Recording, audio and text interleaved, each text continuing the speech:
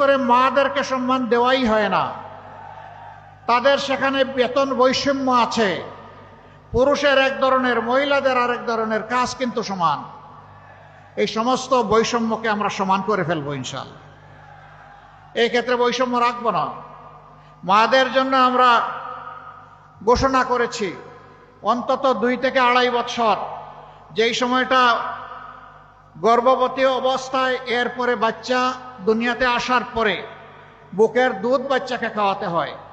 সেই সময় ইনশাআল্লাহ পর্যায়ক্রমে প্রথমে সরকারি থেকে শুরু হবে, তারপরে বেসরকারিতে যাবে।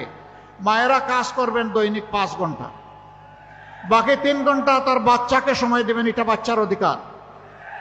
অনেকে বলে এটা কেমন কথা, ওদের তো আয় রোজগার কমে যাবে। অবশ্যই কমবে না। বাকি 3 ঘন্টার স্যালারি দিবে সরকার, সমাজসেবা অধিদপ্তর। এটি সরকারের নৈতিক দায়িত্ব, দিতে হবে। একটা সুস্থ মা, একটা সুস্থ শিশু, আগামী দিনের সুস্থ সমাজ। এই সুযোগ, এই সম্মান তাদেরকে দিতে হবে। অনেক মা 8 ঘন্টা ঘরের বাইরে অবুঝ বাচ্চা রেখে থাকতে পারবেন না, এই জন্য চাকরি ছেড়ে দেন। আমরা চাই মায়েরা চাকরিতেও থাকবেন, আবার বুকের সন্তানকেও জড়াইয়া ধরবেন। শুধু তাই না, শিল্প এলাকায় আমরা সংখ্যা নির্ধারণ করে দিব যে এত সংখ্যক মহিলা থাকলে সেখানে অবশ্যই তাদের বাচ্চাদের জন্য ডে কেয়ার সেন্টার থাকতে হবে। মা কাজের ফাঁকে 8 ঘন্টা সেখানে গিয়ে বাচ্চাকে দুধ খাওয়াবে, তার খবর নেবে।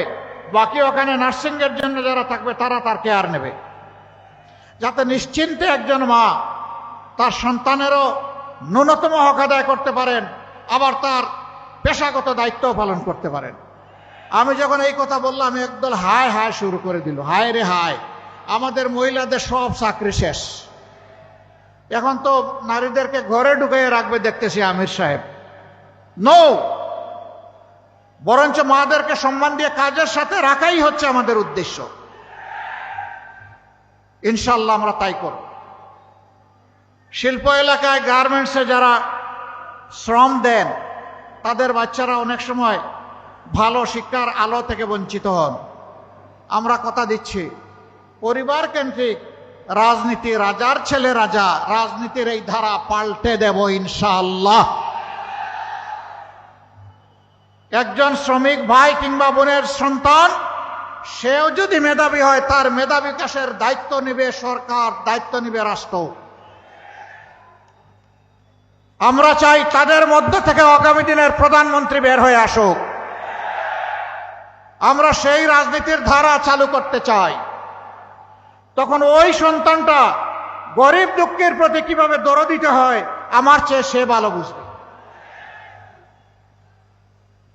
জুলাই আন্দোলন করেছে আমাদের সন্তানেরা, শ্রমিকেরা, কৃষকেরা, মজুরেরা, ব্যবসায়ীরা, মায়েরা, বোনেরা, আমাদের মেয়েরা, ছেলেরা, সবাই আন্দোলন করেছে। একটাই দাবি, উই ওয়ান্ট জাস্টিস। আমরা ন্যায় বিচার চাই। সমাজে যখন ন্যায় বিচার প্রতিষ্ঠিত হবে, প্রত্যেকটি মানুষ, প্রত্যেকটি এলাকা তার অধিকার পেয়ে যাবে।